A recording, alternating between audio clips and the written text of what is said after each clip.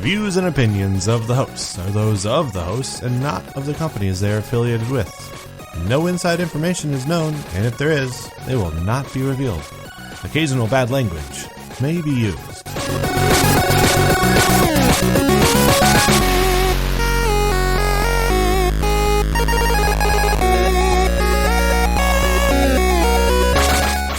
Hello, hello. Welcome back to Theme Park Blueprints. Welcome back to the United States, Drew. How you doing? Good. It's been a while since we've done one of these. It has. I mean, you came back and, we kind of had to relax. Because, Hurricane Matthew kind of came through here. It makes it a little difficult. But while you were gone, I put out the word on Reddit. Hopefully gained us some new listeners and got some feedback about the show in general. So I'm not going to say it in this. We're not going to talk about it in this episode per se. Mainly because you and I are planning on going to Horror Nights tonight, so we want to get this show done and recorded. So everybody, welcome to Theme Park Blueprints. This is our whenever we can record podcast where we choose a park and then decide its future. So we kind of plan out the park realistically. We don't, nothing crazy, nothing outrageous. No 500-foot looping Giga Coaster wood inverts. Oh no, nothing like that. But everything we keep it realistic to the park. So analyzing trends in the industry, trends that are similar parks are building, things like that. I'm really curious to see how our show's going to change come next month. After IAAPA. After IAAPA, yeah. So, but anyway, I am one half of the host here. I'm one half of the theme park guides. My name is Ryan. Across from me, through the internet and on the other side of town, is Drew the intern. Yeah, that is right. Not the other half of the theme park guides. No, not the half of the theme park guides. I am 1/3 of the In the Loop trifecta. With that In the Loop trifecta, I mean, I guess there's a lot more of us than three. The In the Loop podcast is myself and two others, but there's probably like 6 of us that are dedicated In the Loopers. Mm-hmm. That get that site up and running. Good YouTube channel. But hello, we're not here to talk about our other jobs. We're here to talk about our Batman gigs. And that is Theme Park Blueprints. Theme Park Blueprints. So this is episode number 10. We made it to the Big 10.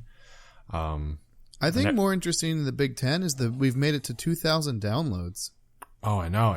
I'm impressed with that. I did not think we'd ever make it there, and we did. And so thank you. Tell your friends. Let's make it to.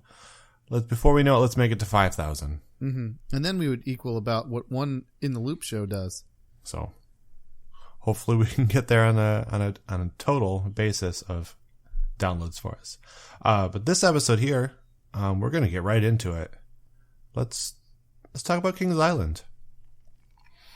This is the park you and I have spent a lot of time at, and we've also spent a lot of time at this together. Mm-hmm. One of my fondest memories of Kings Island came in 2011. I want to say 2011. Is that where the 5 of us packed into your car? Yeah, 5 of us packed into our car, and my car left at Sandusky, like 4 Ohio, in the morning? At 4 o'clock in the morning. I have no idea why, but I'm always, when I'm going to Kings Island, I'm always getting there at open, and I want to get there for like early entry. Mm-hmm. And stay for a night ride on the beach. So it's always a long day at Kings Island. And you don't realize how long of a drive it is from Sandusky, Ohio, down to Mason. It is the longest drive. You could get to Kennywood quicker. You can get to Waldameer quicker. Mm-hmm. But everyone thinks of Kings Island and Cedar Point being their like theme parks that are close. And they're not really that close. And they're also not a very exciting drive. Oh, no. It's because if you're not familiar with Ohio, it's basically you've got kind of like a V or a Y basically of highways. You've got Toledo to Columbus, you've got Cleveland to Columbus, and then Columbus to Cincinnati. Sandusky sits right in the middle of Cleveland and Toledo. So you can either go one of the directions to the bigger city and hop on a highway, or you can take backcountry roads straight south to eventually meet up with a highway to get to Columbus. And the It's backcountry awful. roads, it's not bad, but I will say it's annoying when you get to the small town that has a population of like 60 people and you got to go 25 miles an hour through the town. Mm-hmm. You get out of the town. Always cops there. Cops there, railroad crossings. One time I was pulled over in Ohio in such a small town that 6 months later when I called them because I totally forgot about the speeding ticket, they're like, "Oh, you're the guy who got pulled over by the gas station." They just remembered. Yeah. But that was a fun trip. But the highlight of this trip was at the end of the night, we were in line to ride Beast for like the final ride, nighttime, and we were sitting down in our train, and seatbelts are locked. Operators are about to put their thumbs up. And the Beast is always the last ride out at the end of the night because not only do people want to ride it at night, but people also it stops running for the fireworks. Mm-hmm. And then they have to clear the fireworks and then open back up. So this is probably a good hour after park close that we're about to get on this thing. And it starts downpouring and lightning comes within like millimeters of touching Vortex. Yep. And we just look at the operators and we give them the nod like, let's go. And they sent us out and it was pouring rain, pitch black darkness. And you just see lightning bolts striking the sky like, I'm pretty sure Vortex got struck and Windseeker got struck. And here we are flying through the woods on the Beast on this crazy ride. All the lights were off. All the tunnel lights were off. We couldn't see where we were going. And then suddenly, all of a sudden, this lightning bolt would become flying around. It was the most insane ride I've ever had on the Beast. It was crazy. And nothing will match it. The only thing that came close was probably my first time ever there. It was on my 18th birthday back in 2004. And we got onto the Beast for ERT because it was their like fall fest event, their Fear Fest or whatever they were calling it. And we get up to the platform and Jeff Siebert goes, "You guys have to sit in the back." So we sit in the back seat. We had already written it earlier that day. And we sit in the back seat and it's snowing out. It's like 35 degrees out and they're like, "Keep sending it." I've never been on a coaster while it was snowing out before. Yeah, and that I was going to say, we get off the ride and I was like, that was crazy. And Ryan goes, "Well, many years ago, there was one time I rode it in the snow, so I think that wins." And then we all piled back in my car. All wet this time. All soaking wet. And there was 5 of us, and none of us were the smaller of the type. Like, we shoved 5 grown adults into my car. We sure did. And soaking wet, and we eventually made it back to Sandusky. All of us in time for us to work the next day. Mm-hmm. The joys of working at a theme park and traveling to other theme parks. Yep. It was a good time. I think we all had classes the next morning. Or at least I had a class. I had like a 7 a.m. like cornerstone class. Oh, I don't think I had that. No. This is when I worked on the train. We didn't have any of those kind of things. Oh, see, this was my, derailing off the subject. So Cedar Point, when you worked there, at least when we worked there, you had 2 classes if you were a returner and a 3rd class if it was your first year. And I took a year off, so I had to take the first year class again. And I scheduled all of my classes for the Sunday when I processed in on the Friday, and everyone was like, "Well, why'd you do that? You're supposed to have it the next day." And I was like, "I'm going to Kings Island." They got so mad at me. You basically processed in, got your Cedar Point ID, didn't do any work, and then drove down to Kings Island and used it for free entry into the park. Yes, before I started working. You could have gone back and quit Cedar Point and just gotten a free day out of Cedar Point, out of Kings Island. That is exactly what I could have done. And they were pretty annoyed that I did it, but at the same time, it was like a system where you can change things around and all of that stuff. Mm-hmm. You kind of have to know how to manipulate it. But so that was a good time at Kings Island. I have been back since then. I have too. I went back for just for Memorial Day weekend, so I was there this year. I was there last year. Went to go ride Banshee, which we'll talk about. Yeah, we will talk about it. So I guess that gets into the next couple years at the park. Okay, so we always go back 5 years, which makes for 2012. This is the year they revamped their, what was it, Boomerang Bay? Was that what it was called? Yeah, I believe it was Boomerang Bay. Boomerang Bay, and they rethemed it to Soak City. which when they rethemed it to Soak City, they ended up adding a second wave pool, some sand volleyball courts, and then they revamped the lazy river, and then basically everything got a different name. Looking at it looked like they added a bunch of, little like umbrellas and made it more colorful, basically. Then, so that was a big move, and I'm pretty sure all the parks kind of did that. That was like the first step in rebranding all of the old Paramount water parks to Soak City. Mm-hmm. And then 2013, they ended up adding Red's Hall of Fame Grill, which is their first sit-down establishment since they closed the International Restaurant in the 90s. Is that what it was called? International Restaurant? I mean, I knew exactly what you're talking about. It's the one restaurant above the entrance, right? Yeah. Yeah. That closed in the 90s, and then this is over there by the Diamondback Queue. We didn't go in when we were there this year, but it looked really nice.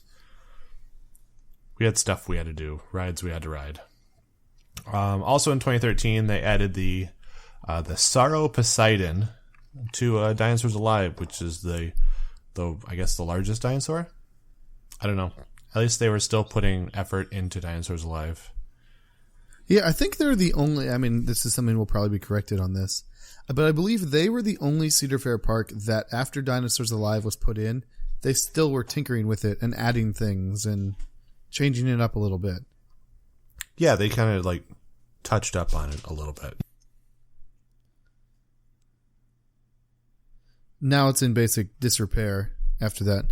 But 2014, this is the next big news coming to Kings Island, and that was Banshee, the addition of their B&M invert coaster. Also really neat with Banshee was the removal of Son of Beast and changing that whole revamp of the Action Zone Midway area.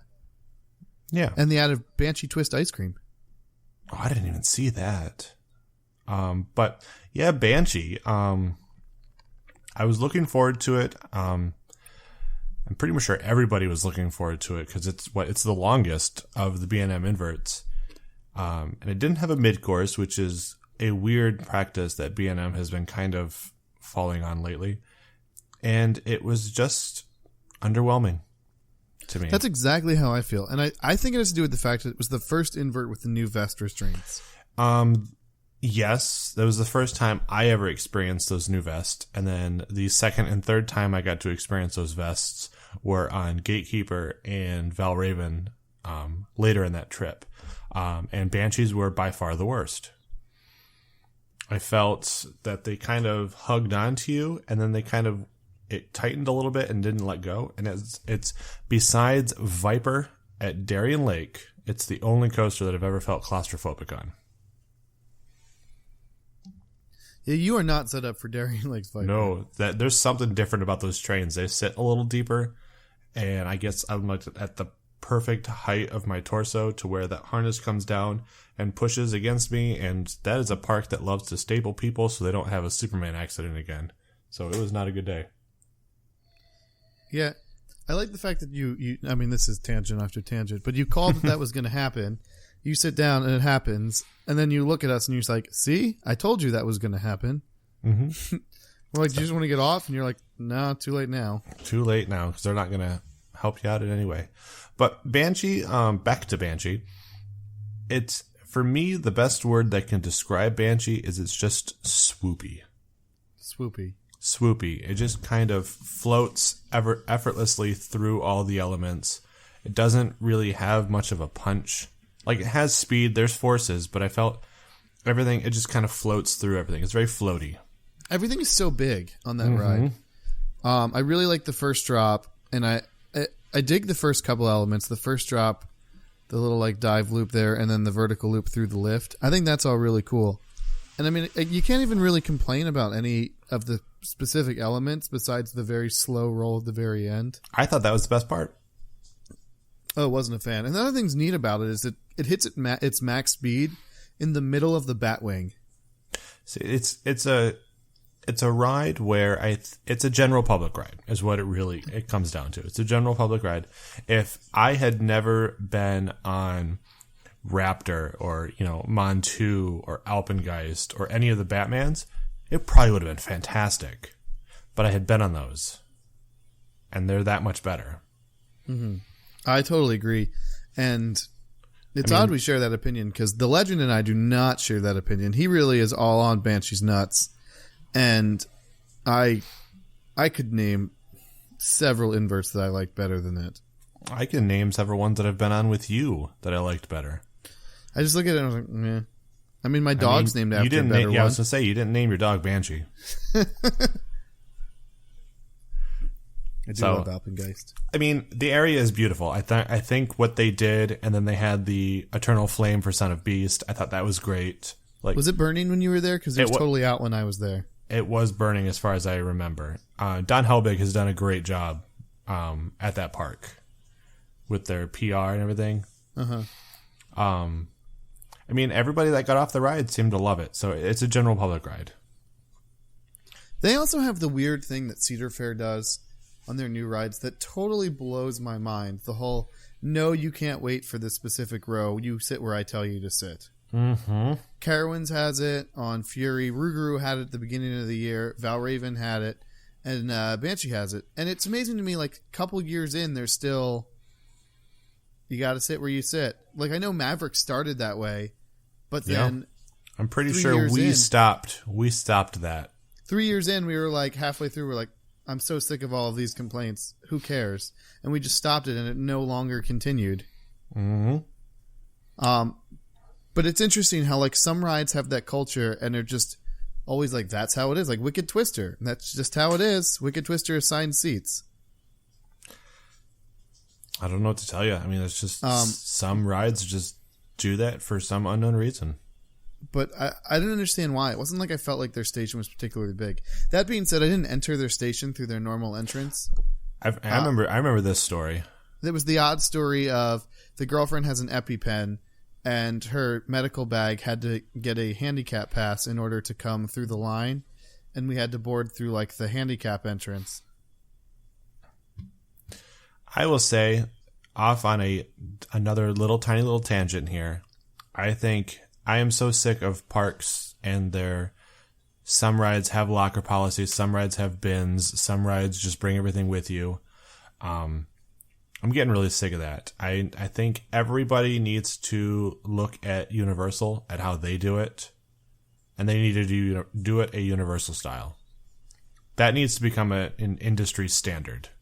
If you don't want the bag on it, you need to have a locker for you to do it, and the locker should be free.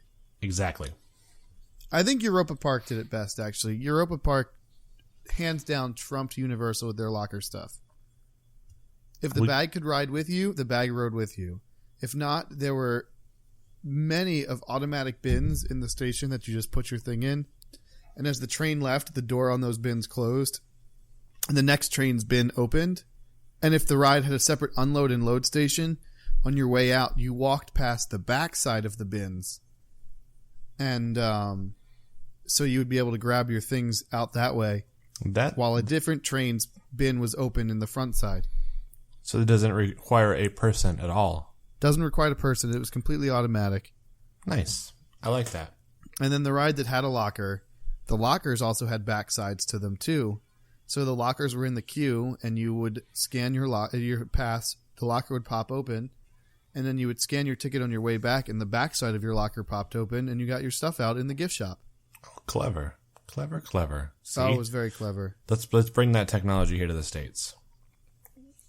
But anyway, let's move on with what's been going on at Kings Island. So after Banshee in 2014, they went to 2015 and added in Snoopy's Space Buggies and Woodstock Gliders. Don't know which ones those are, but they added in a couple little... yeah. Woodstock Gliders, those are flyers. Okay. Snoopy Space Buggy, it's a little kid flat ride that spins around and you look like little spaceships going around. It's kind of like a Hampton, but it bounces up and down a little bit. Okay. So they just add to their famous kids area. Yeah. So. And I don't think they even took anything out for those too, which is kind of neat. they've always been that. It's a great kids area. Just be careful going into that bathroom because you don't know what you're gonna see. Oh, 2 dicks and an ass. Mm-hmm. Yep. Kids pull their pants right down to their ankles to pee in a urinal. Be prepared. I don't really know how that happened, but we walked in there and you and I saw 3 kids with their pants at their ankles. 2 of them were facing the sinks and 1 was facing the toilet. So we saw 2 dicks and an ass. And it's not the first time that's happened in that bathroom. So, and it's only like that bathrooms. So just be careful. This year, 2016, well, actually we're at the end of this year now. They added in Tropical Plunge to their water park.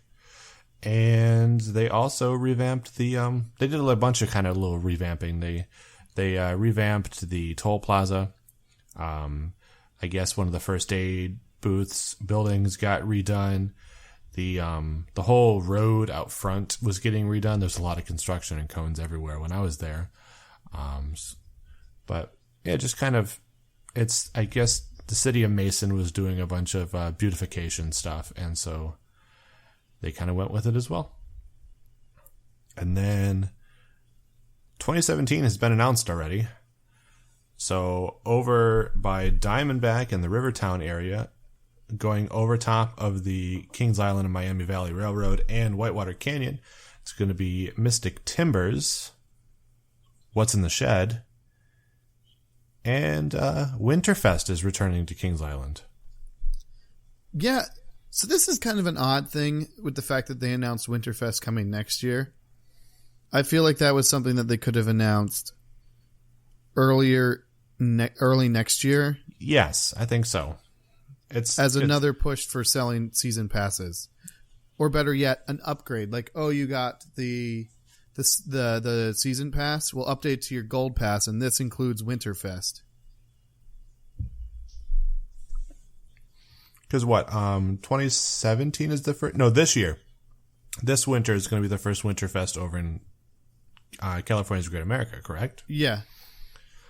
Also odd to me they announced 3 more Winterfests, and the one in California hasn't even happened yet. Yeah, because wasn't that supposed to be the test park, and then they just kind of went with it anyway? Yeah, it seems like they did. Oh, well. So that leads us to a couple years into the future where there's nothing written down in this outline, and we need to fill those spots. That we do. So let's get right into 2018. I have plenty of ideas for this park. We were talking today if we were going to do Kings Island or Kings Dominion. Mm-hmm. And my response was Kings Island has such a more exciting future. It does. I mean, you guys have mentioned it plenty of times and in the loop. You really have those 3 tier of Cedar Fair parks. You've got the top tier, you've got the bottom tier, and then you have Kings Dominion, which is sitting by itself in the middle. And it's funny because Carowinds was also sitting in that tier. Mm-hmm. And Carowinds is not in that tier anymore. Not at all. So let's take a look around and see what we could potentially add in for 2018. Mm-hmm. Now, obviously, you're building the big coaster, but it's not the biggest coaster out there. But sadly, it's the biggest coaster coming in 2017 to at least America. I kind of think there's something in Texas that's a little bigger myself. So, but I agree. It's one of the biggest coasters coming in North America. It looks like Cedar Fair's biggest investment of that year, minus hotel renovations. Can I just put out that I hope that the shed, whatever's in the shed, is kind of the start of Cedar Fair's foray into theming events and stuff like that. Because as much as I would love to see it be a complete, animatronics maybe, or some sort of tilted drop with like Gringotts or a drop track like everyone's thinking, that has stuff going on, maybe a screen, maybe lights and flashes and stuff. it could very well just be a dark room that just drops and you go on. Because we all know Cedar Fair. So you think something's actually really going to happen? I think something's going to happen. I don't know. It's such weird marketing. It wouldn't shock me if nothing happens. And what's in the shed is just kind of like the hashtag nothing faster and stuff like that. Like that's just the hashtag they went with. No, I don't think you can do that. You can't advertise something inside of a building and have it be nothing. I mean, how often does Cedar Fair shit on its fans? They shit on their fans all the time. Just look at the rendered video of Maverick versus real life Maverick. Uh-huh. I mean, sure, they claim all that was added in by the company that made the animation of the ride. That was a lot of thematic elements. Mm-hmm. But personally, I'm going to go back to Mystic Timbers here. This is my personal guess, is that we are going to get a Gringotts style tilt and then a drop down, and it's going to come back up and then go into the brake run. That's my personal guess to what it is. I don't think it's going to be just your standard drop track because it's been done. There's no reason to kind of advertise it. If it was just a standard drop, I would just kind of let it go and then let it be that surprise instead of trying to hype something up that's already been done. I have a weird idea for you. Okay, what's up?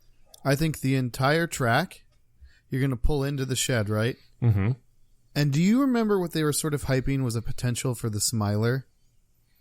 Was where it the whole track spun in an inversion? So you're saying the train goes in to the shed, maybe door closes behind shed or whatever, train locks to track, and then the track does a revolution 360 barrel roll spin, stops back in the upright, and then continues back into the station or wherever Yes. it goes after that? Yes. That could be something different. I never even thought of that. That's been what I've thought all along. And Adam's not giving any. Adam claims he doesn't know, which part of me thinks that means there's nothing going on in there besides theming animatronics and screens and all that Or stuff. Adam's just really good, or he's really held to an NDA. I mean, Oh, I possibly. know he already is. He's very much held to an NDA, but I will say many times I've talked to Adam and he's known a question, he's known the answer. He always blows the answer off. He's never been like, I don't know. He just doesn't even respond and he'll move on. But this time he just said, I don't know. He's like, I don't know. He's like, they won't tell us. This is a new way for him to get you off his back. That is true. So, all right. Well, let's actually move on to 2018. I do have a prediction for 2017 also. Okay, what is it? All season Fastlane is coming to Kings Island. Dorney Park tested it at the end of the season last year. Kings Island is normally the park that tests all of the new cool things. Mm-hmm. So I'm thinking all season Fastlane coming to Kings Island. I could see that, yeah. I could definitely see an all season Fastlane because they've already got the fun picks. They've already got the season long dining. So yeah, I could definitely see season long Fastlane. Do you have maybe an idea of a price range at all for that, something like that? I don't have a clue. I kind of like the idea of Fastlane after 4, like how Universal has it. Give the locals a thing to do after work. Oh, I like that. I could actually see that as like another, instead of saying we're going to sell you just Fastlane season long, actually have like another tier of like the pass.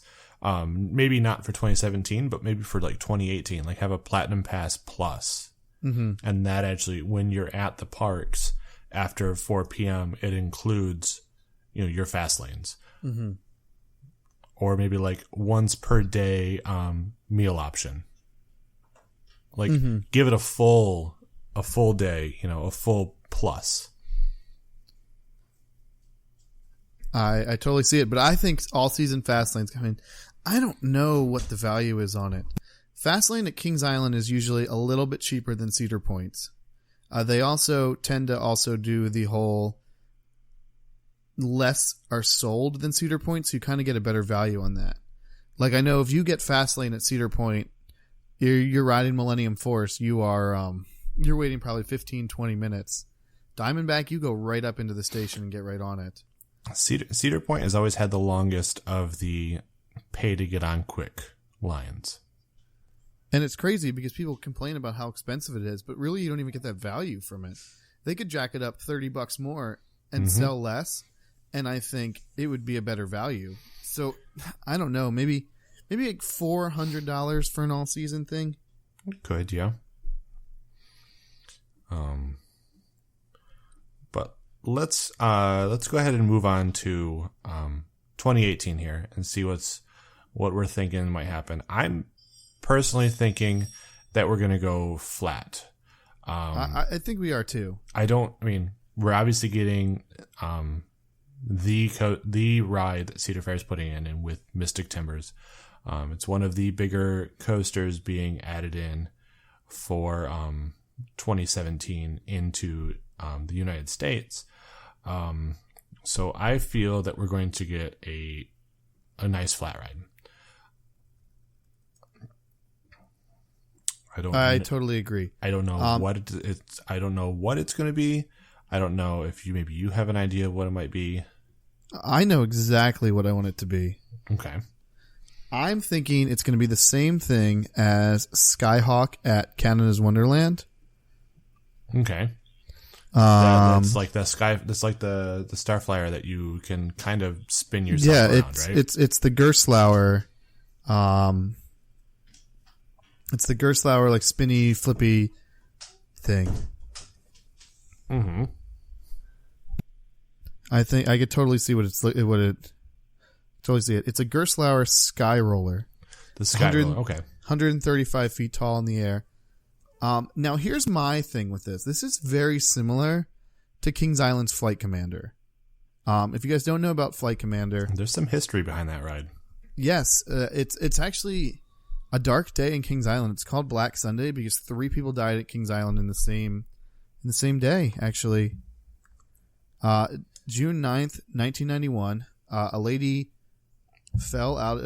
I believe that we found that she was intoxicated, fell out of her, passed out, spun the ride upside down, and accidentally fell out of the ride and fell to her death. And then also on the same day, people jumped into the lagoon over by their Viking ship ride, and got electrocuted. But Flight Commander looked awesome. Yeah, I mean, just looking at pictures of it, and it looks insane. And I just think this is kind of a new version of it. And I would like to see it come back to Kings Island. But my question is, Kings Island has such a local fan base. Do you think plenty of people will remember Flight Commander and not want it to come back and be like, no, that's too similar to Flight Commander, it's not safe? Or do you think it's okay to do some tower ride like this as long as you don't call it Flight Commander? I think if you were to not bring up the past and you don't compare it to the past, I think it could work. If anything, the general public is going to see it as look at this crazy new flat ride. Look at this new ride that spins around and lets me control when I flip upside down. I think they look awesome. But the thing is, I would put it where Flight Commander was that same. I mean, the pad's there, the queue is there, and you know what? There's probably already power running to it. Like, is that bad that I want to put a similar ride in a place where some lady died? On a ride just like it? Yeah. I think it's fine. The other place you can put it is it fits the theming of like Skyhawk and X-Base, and you can put it back there by like Dinos Alive and that section of the park, if you didn't want to put it in the spot that it was just in.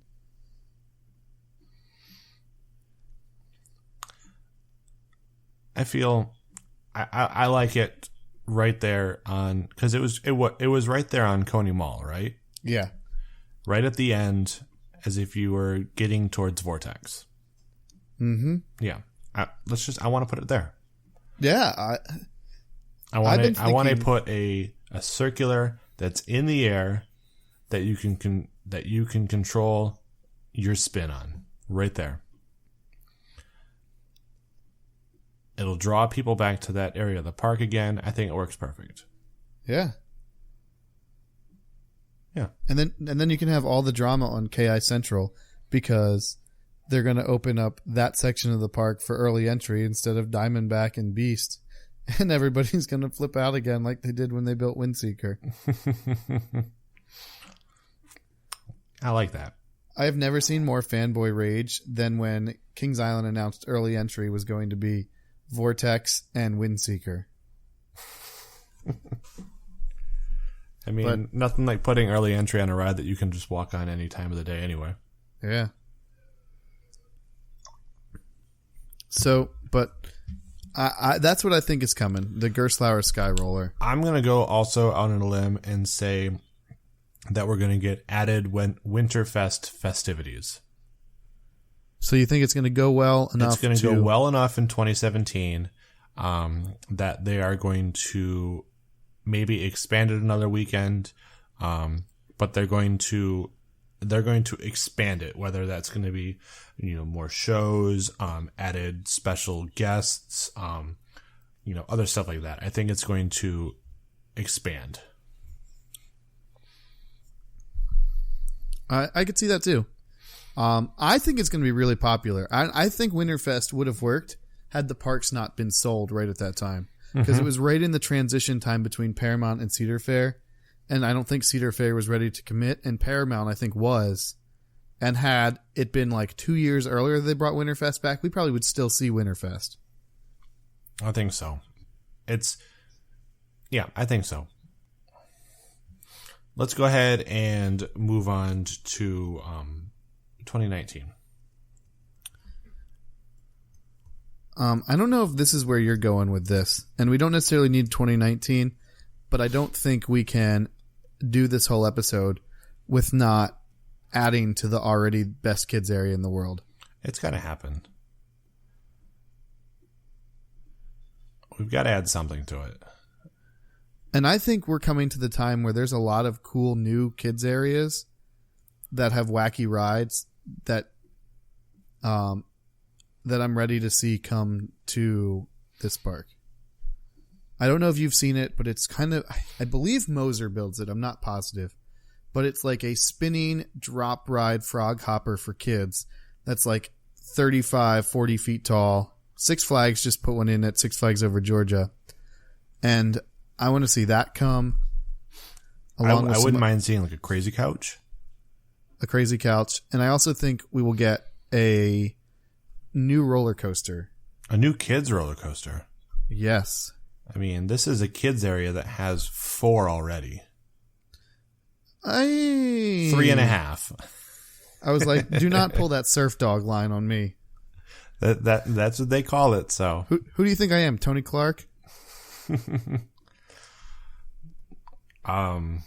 Yeah, definitely. I think you could easily add in another small coaster of some sort. I'm thinking something along the lines of Beaver Dam Landmine. Okay. Yeah, I could see someone with like the really long trains. I can't think. What was the company that made those? I can't even think of it right now. Those might actually be Zaire. Or are they Zaire? Trail. That or Rivershawn. I don't think they were Rivershawn. I have an idea of where I want it too. All right. I kind of want to get rid of that little amphitheater right there by the butt end of Diamondback. Uh-huh. Or actually the little amphitheater inside of the kids area all the way in the back. You take that out, you'll have a little bit of extra space there for future expansions. Because this park has a lot of show venues. Because you've got that little theater in the kids area. You've got the little theater next to the Eiffel Tower. You've got the theater inside of their fest house. And then you have the theater right up front to the left, which is like where they have their... They don't do an ice skating show. But but it's the one that looks like a colonial building. And then you have the actual concert That's venue. where the Cirque show is, I believe. Yeah. And then you have the concert venue. Like, there's a lot of show venues in this park. I think you could risk losing one of them to put in, a couple new rides. And that little section right there where I think they do meet and greets and stuff in that little pavilion, get rid of it. Put in a kids coaster and a new the spinning drop thing, which apparently is the Zamperla. I looked into it. Okay, but the thing is really cool. It's like, do you know what I'm talking about? Yes, I have seen it. I saw that and I was like, wow, that's really a futuristic kids ride right there. It looks like an adult ride, only it's much smaller and designed for kids. Mm-hmm. I think we're at a point to where you can't add a coaster for kids so much if a parent. I mean, a parent obviously has to be able to go on it, but I think they need to do the whole you don't need to have a kid to ride it kind of thing. But I'm not a huge fan of the small, tiny child coasters anymore. Like, I think even little kids are not amazed by those anymore. Like, it's hard to do it at this park when you have a little kid's inverted coaster just on the other side of the little land. And you've got Beastie, and you're telling me that your kid's favorite ride is going to be Taxi Jam, the small little Miller. Now remember, this park used to have another coaster there. They had the Scooby-Doo Ghoster coaster, which was just like the Teardown Flyers. Yeah, that's right. I totally forgot about that with the lift. Mm-hmm. With like the vertical lift. I did ride that. You didn't have to have a kid with you. Interesting. Went till 2005. Yeah, that was my second time there. I actually rode it. That was a good time. That was a good trip. But yeah, this park actually has a ton of roller coasters. Now that I look about it on RCTV. There's so many roller coasters in this park. Like, this park has more than you would think. A lot of their rides are in their kids area, but you kind of forget how many attractions are in this park. But so you think anything else is going to happen in 2019, or are you happy with your decision? I'm pretty happy with that. I was seeing that. I think that's where we're going. Okay. It's what I would have done. I'm feeling a little bold for 2020. You are. Not so much in the addition of things, but kind of in the removal of things. I think it's time to remove the Dinosaurs Alive. That's not very bold. I was thinking you were moving like Vortex or something. Because you're sitting there, and I'm like, any time now, Kings Island could say Firehawk is going, and I would be like, no surprise. I love the Vekoma Flyers. I don't mind them. I'm kind of looking forward to these rumors that Ellen's Energy Adventure is going to turn into a Vekoma Flyer. Ooh, I like that. I would be game. I'd be there every day. You would probably get a Disney pass. I would. A Disney pass. Yeah. But I'm thinking let's get rid of Dinosaurs Alive. Because we need to add a loop to the back of the park. We need to at least add a spot to where we can put a loop. And that loop is going to happen on basically where the service road is, back at the end of, what is that? The racer. So basically what I'm thinking is over by Windseeker. I'm looking here on the map. They've already basically made the entrance for that area with Dinosaurs Alive and the entrance exit area. you could have it go under there, and then you could use the service road that runs along the turnaround and kind of goes around, and then you could loop it back over to the service road that's back behind, Firehawk, and you can still leave all those like maintenance sheds and barns. They don't need to go anywhere. The barns, those maintenance sheds, because I know some of those maintenance sheds there by Firehawk are actually used for houses. So you could leave those there, just use the Dinosaurs Alive entrance exit, go along the service road, kind of loop around over to the service road that's back behind Firehawk, and then you've got a new kind of center area. You've got a new back area that you could branch off of.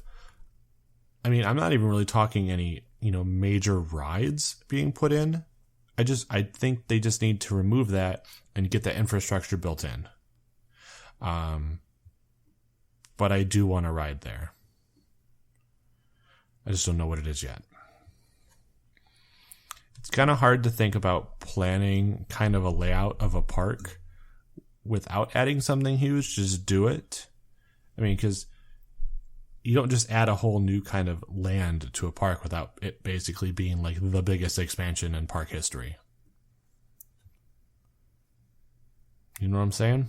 Yeah, no, I mean, Dinosaurs Alive takes up a huge chunk of land. And isn't it free now?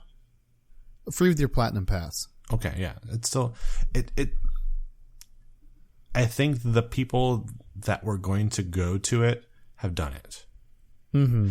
I don't think they're getting any new people to really go in there. I would really be interested to see their profit numbers per year and see where the severe drop off was, because we know it's there. The thing is, you have the Dinosaurs Alive thing. You can sell it to schools for field trips. You can. But I feel like a lot of schools come to theme parks for field trips anyway. Yeah, they're more. I was going to say for physics and also for like class trips. So I guess that improved upon it, but it wasn't like theme parks weren't hurting for schools to come anyway. No, and it's a large section, and you could really do. I mean, because what do they don't have per se a western town. They've got Rivertown, but it's not western. You could actually make like a frontier town back there. If you really wanted to. Like that. I mean, River Country is sort of that, but not really. Or Rivertown. It's more like Dixie kind of. Yeah. Turn of the century kind of place. I could see that too. I mean, we're really just kind of. I mean, that's kind of a crapshoot, but. So you're saying you want to do that, but you don't want to add anything to it? No, I didn't say that at all. I want to add something. I just don't know what that is yet. I mean, you are looking at 3 years after a major roller coaster. Mm-hmm. Well, a GCI is a big roller coaster. I don't per se call it a major roller coaster. No, I mean, if you look at it historically, the GCI, I mean, granted, it was a big roller coaster for Dollywood. A big roller coaster for Beach Bend. Beach Bend. Parks like that. That's a major expansion, but it's not compared to some of the other, like, look at the cost of it versus a Diamondback or a Banshee. Mm-hmm. It's nothing. Or look at it in Magic Mountain's lineup of coasters. Exactly. Everyone forgets that Apocalypse is even there. That's because it's only working half the time. But I would like to put something back here. And I don't even need anything major. I don't need like this massive ride, but I do want something there. I kind of want something playful. I kind of want something Mack. Mack is growing. I mean, more and more parks are building these Mack launch coasters. I mean, does the park need another launch coaster? They have what? They've got the 2, right? Uh-huh. They've got the 2 launch coasters, but they could they both are very different from each other, and they also still leave room open for another launch coaster. I mean, look at Cedar Point. Look how many launch coasters the thing has. I was going to say, look at King's Dominion. Yeah, look at Dominion. I mean, there's room for something there, and I think we could actually get something fun and Mac built there. I'd be even okay with something similar to Cobra's Curse with a launch segment and maybe like a lift that goes up and does like the whole spinning thing and launches. I'm totally fine with that. I think so. Like you're talking modern mine train kind of style ride. I'm talking modern mine spinning mouse kind of adventure. Yes, Cobra's Curse style with some launching, the wacky lift hill, some nice theming to it. And like personally, my theming so far is Western, but it could be something completely different. I know, Hell, it could be Egyptian. You could have the giant fucking snake again. And I want that. That's what I want in that park. I think because as much as Mystic Timbers, for us, we think it is more of like a general public, family type of ride. It's not. It's for everybody. I mean, it's a bigger type of coaster for the general public. It's Little Billy's probably not going to ride that, but he's going to ride a Beastie. He is. So we got the height requirement on Cobra. Is it 40? It is 42 now that I'm speaking. Yeah. I looked at that and I was like, oh, that's cool. It's a 42-inch ride. Very accommodating 42-inch ride too. For the most part, the queue had a whole bunch of signs saying not everybody fits on the ride, but it's pretty accommodating, which I think is neat. It's like Fire Chaser Express. Have you gone yet? Have I done Cobra? No. Yeah. I rode it during the hurricane. Oh yeah, you went over there because Nicole wanted to go with you guys, but we have cats, so. Yeah, it wouldn't have really worked out without being in the hotel room. Although our hotel room next door had turkeys in it. Really? Yeah, they were probably pretty lenient on animals with everything like that. So yeah, I mean there was a deposit you had to pay, but you had the deposit back. Okay, and you could take your pet as long as it wasn't a reptile. Well, I'll look forward to hearing your review of Kings Island or Busch Gardens Tampa on In the Loop. Friday night we're recording. All right, sounds good. But yeah, I want to put that ride. I'm putting it on. That's the ride I want. I want it to be. It's probably not going to be the second one. There'll probably be another one built before then. But I want it to be that playful, interact with your environment, family launching, spinning coaster. Wacky, and I'm talking about other wacky things too, like things like track parts move and like technologically advanced Mac coaster. I totally agree. Yeah, and with that comes the whole big preparing for another wing of Kings Island, because when they dropped in Firehawk, they kind of blocked themselves in, and so this is a way to kind of open things back up. Mm-hmm. So I think that's what it's going to be like, the back of the park loop. Makes sense. All right. Are there any anniversaries coming up at all that we should probably consider? I mean, the 45th one already happened, so Big 50 is probably coming soon. When was 45? I mean, the park opened in 1993. It didn't open up in 93.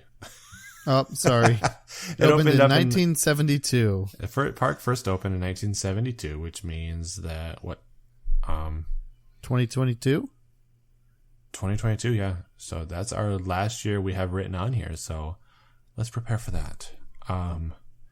So 2021, I got something you're going to like that I think is coming. Oh, wait, shoot it. Shoot me. What do we got? A giant beer festival, because they have their Oktoberfest section of the park. Mm-hmm. And they've got the Fest House. I'm thinking Oktoberfest festival in September. Like the first during week of Oktoberfest.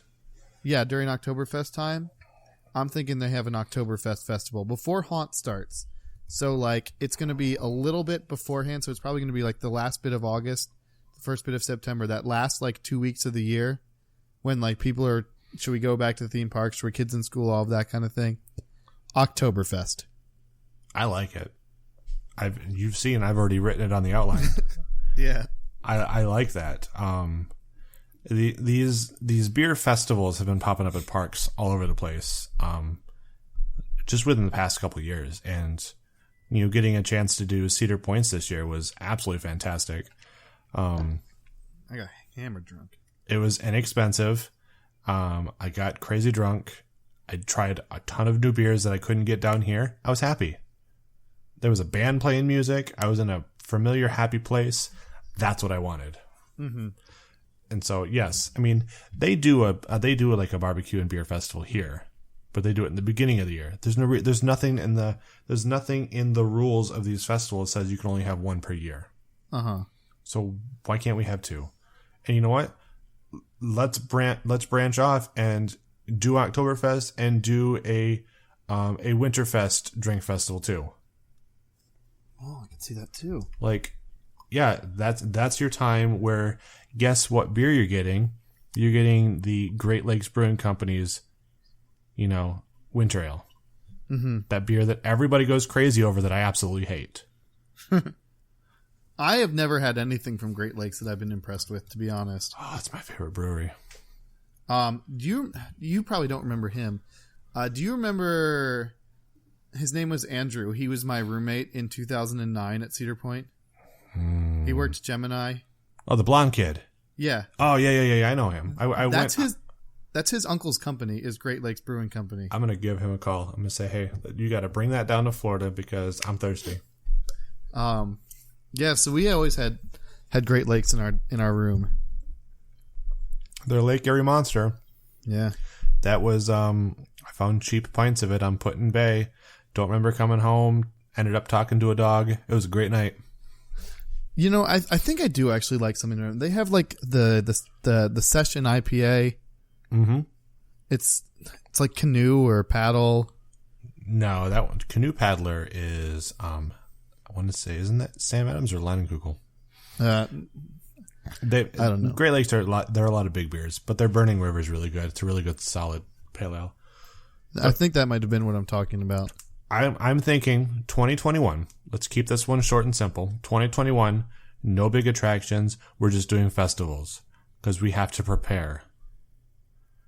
This is not the year for big expansion at Kings Island. This is one of the other Cedar Fair parks is getting the big expansion in preparation. Isn't that the park up north? Or no, the park up north did it in 2020. Yeah, that's 2020. So this is an off year. It's an off year for rides, but it's going to be a fantastic year for drinkers. Uh-huh. This is the kind of thing that makes me go, oh, well, we have to go back now. Might get you to come back to 3 different times to Kings Island. 2022. I want something big. I want something exciting. I want Cedar Fair to really kind of honor the park's 50th anniversary. And I'll tell you what I also want. What do you want? I want that big, giant, gaudy front gate building gone forever. I want a revamped front entry with the Rob Decker trademarked front entrance coaster. Yep, but you are going to have a fantastic view. You know what? I'm going to tell you, I've been dreaming about this front entrance coaster. It's going to be similar. I don't know what type of ride it's going to be. And it could be everything, including the Giga Coaster.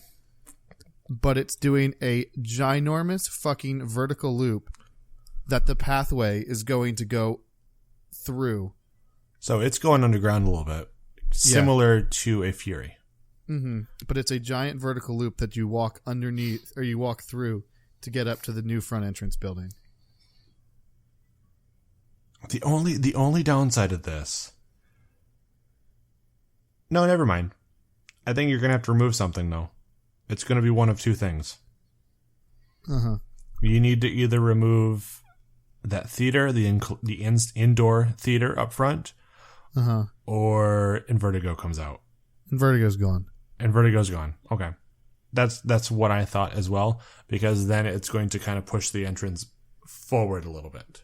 It's kind of interesting where you actually, I think, will put your entrance kind of along where like the Sky Coaster is, over by like Drop Tower and stuff. So you're going to go around your theater. That's what I was thinking. Anyway. You moving the entrance over there? No. That's the entrance to the ride is going to be. Okay, yeah, okay. The entrance to the ride. So are we getting rid of other things as well? I don't think you have to necessarily. I'd keep the concert hall. It's a cool idea. It is. That's where cheerleading competitions happen, and that's where when they get music acts there. It's not like it's an unused theater. It's not like the one we removed at Carol. What did we remove one? Yeah, we removed the one in California's Great America. We took that out of there. But so the park has land sort of where Son of Beast Station still is. And you know what? To be honest, we don't even have to remove Invertigo. Now that I'm looking at that path, like going around, yeah, we don't have to remove it. It can stay. Keep it there. Now the big question is, what kind of ride do you want? In my mind, and on paper, the safe bet is another B&M Giga. Mm-hmm. It's the safe bet. I kind of also see Intamin trying to get back into the North American market. This exact chain is the hardest one to sell to, I think, for them. Cedar Fair has been burned very hard by Intamin, and they're not in the best of relationships right now. You've also got other, manufacturers out there, like Mac could be getting into this area. Also, look at that new coaster that there's that competition with. What is it? Energyland, where you've got the Vekoma and the Intamin actually competing with the public chooses. Yeah. What ride they want. Vekoma might be making a comeback. Vekoma might be getting that big. And I was going to say, Gerstlauer just did a 200-foot tall coaster in Europe. It's not out of the realm of possibility that we're getting into Gigas outside of Intamin or B&M. Obviously, the clear choice here with the working relationship is B&M, but it's 2016, and we're looking at 6 years from now, 5 years from now. So I'm going to say it's B&M. I'm going to say it's a B&M, and it's going to be the first B&M that inverts, because I like your idea, inverting without over the shoulders. I think you're right. I think we're going to see inverting clamshell Giga Coaster. Mm-hmm. I want something crazy. Even if it's just the one vertical loop. That's what I'm saying. Vertical loop, but it's tight enough to where the positive G's are keeping you in your seat the whole time, so there's no chance. I don't want that moment of hang like you get on Dominator. Or, I want it to be a pretty forceful loop. But I could totally see using the Son of Beast, kind of the station there, and having it go out towards the parking lot between the theater and flight deck, and having that be the lift going straight up, and then doing a kind of a turning drop. I will say I was never a fan of turning drops until I got off Expedition G-Force, and holy crap, that 87-degree turning drop. I want to, like, that's what I want. Ejects you the crap out of your seat. I want a super tight. And you've got the lateral. I want a super tight lateral humph going down right there. I want to have, get us a nice, get us a nice, good, steep airtime hill there. Go down, go right into that loop. Right? I know you're looking at the map too. I don't know if you're looking at Google or Bing, But you've got those two thin little roads right there. You've got the whole kind of entrance plaza before you get to the park, right? And you've got those two little, well, there's a couple of them, but thin roads. I want that to kind of be the entrance, like the entrance to the plaza. So I want that to be where the main moment is, where it's interacting with the loop. So you kind of cross under it. You're not in the park yet. You're not at the turnstiles yet, but it's very similar to a Fury. Yep. And then it can go off. I mean, you've got plenty of room back you where can build like directly HR over your is, HR buildings and stuff like that. all the shop buildings and stuff like that.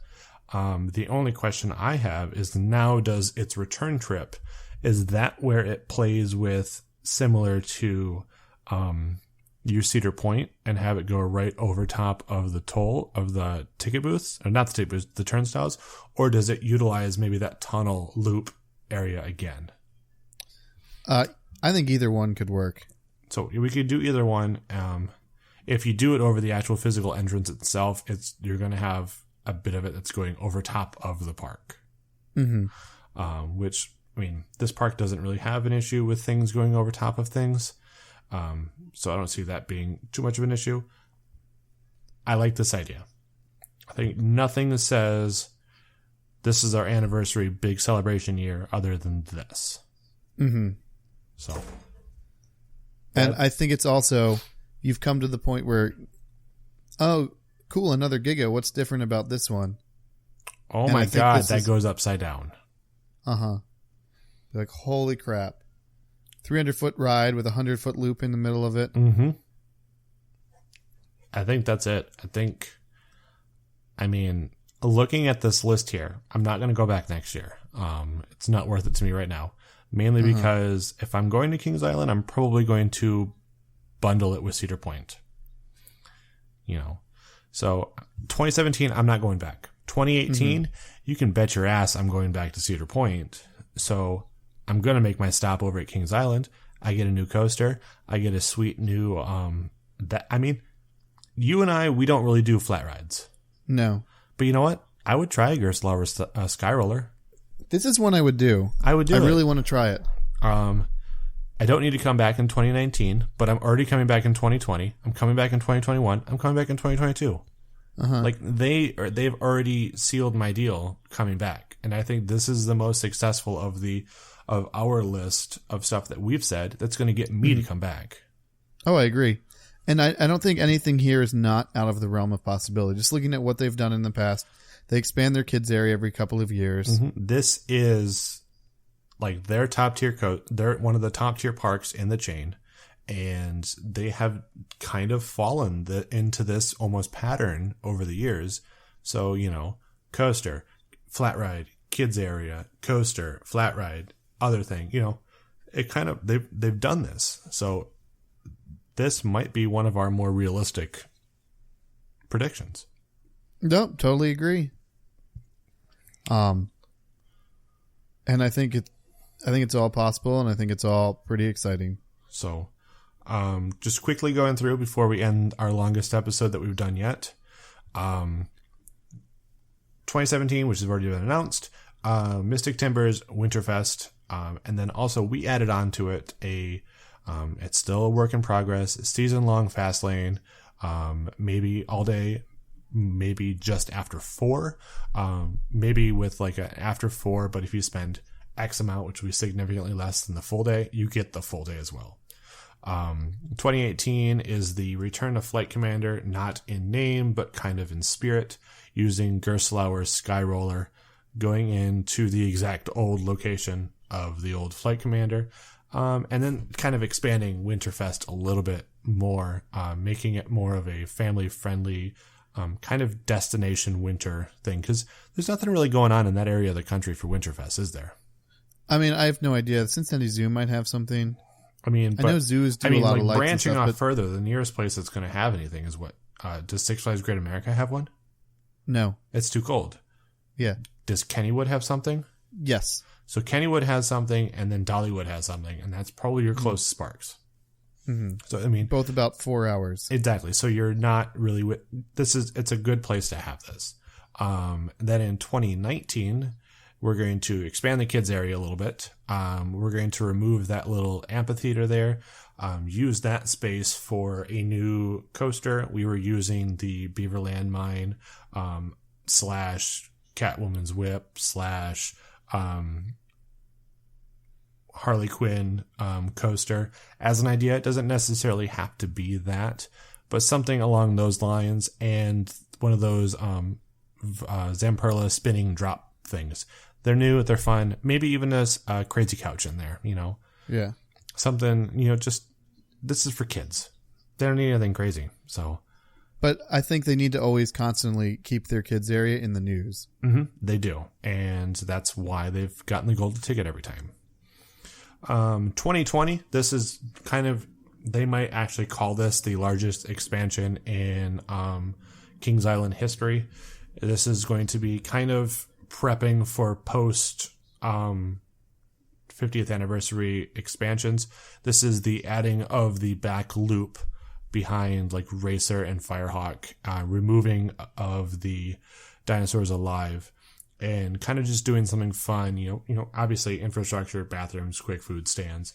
But the Mac wacky coaster launch spin thing, I don't even know what it is. It's crazy. I want like people to go, Mac built that? And I have a good feeling. Mm-hmm. We're also not the demographic on that. We aren't, but I think I am in the demographic of a park expansion. For potential future growth. I would say this is something for mom, dad, kids to ride, grandma to enjoy watching, thinking it looks fun. And the legend. Yeah, and teenagers together. So like everybody rides together on this one. Exactly. Some people's favorite ride, but it's the ride that everyone comes off having fun on. Like when Backlot was built, or back when it was the Italian Job. It was a great, fun little ride. No one really cares about it so much anymore, but it was a great, fun ride when it was built. And that's kind of what I'm looking at here too. 2021, year of the festivals. This is fest year. We're putting in Oktoberfest. It's going to be indoor. It's going to be outdoor. There's going to be beer stands. We're not just limiting it to German beers. I want craft beers in there and stuff too. Like emphasize beer. And then also we're doing with Winterfest this year. Guess what comes Christmas Beer Fest, where you're going to have you can do the food stuff. It might be a little different, like maybe like pot roast or cookies, like basically do it like SeaWorld does with their Christmas celebration. Yeah. But the thing is, like, Winterfest is like a nighttime thing. So it's going to start in the afternoon. This could be push your park hours open a couple extra hours early to start with this stuff. Exactly. And yeah, you've got little like beer tents hanging up. You've got people doing carols. You've got a couple, maybe a couple flat rides open, just a good time. Flight Commander could be open. Flight Commander. Let's do it. Flight Commander. Even, I don't even know where we'd put this. Maybe put this on Coney Mall. Maybe put it in that new area. Who knows? But then 2022, the big 50th anniversary, Kings Island front entry coaster, it's the first potential B&M Giga, where we're going to go invert. We're going to, it's going to do something crazy. It's going to use the in front entrance, and it's going to be big. Very excited. So, Ryan, where can I find you on the internet? All right, you can find me at The Park Guides on Twitter. On YouTube, just search for The Theme Park Guides. And when I'm drinking stuff, I put it up on Untapped at Eisentrout. Where can I find you? I am at Drew the Intern on youtube.com/InTheLoopPodcast. Untapped at Drew the Intern. And on Twitter, we are all at at Park Blueprints. And then you can email us at themeparkblueprints@gmail.com. So that about does it. Yeah, it's time to go to Horror Nights. Yeah, we have to get ready, and I'll meet you at Horror Nights. Sounds good. So maybe we'll finally get back in that Chance house, and it'll be a wait that is reasonable enough to actually do. Let's hope so. All right, so goodbye, everybody. Until next time. That's it. I don't have one. No. There's no closing here. Sorry. No, there still isn't. There still isn't one. All right, bye, guys. In case I don't see you, good afternoon, good evening, and good night. Vacation? Hallelujah! Gonna get my thrill till I get my fill. Gonna get my thrill till I get my fill. No, packing my bag, gotta get away. Gonna grab the kids, cut loose and play. Gonna get my thrill. If you want a great vacation full of thrills, come to the only place thrills are paramount. Stop by Wendy's and pick up coupons for a full $7 off 2-day general admission. Paramount's Kings Island.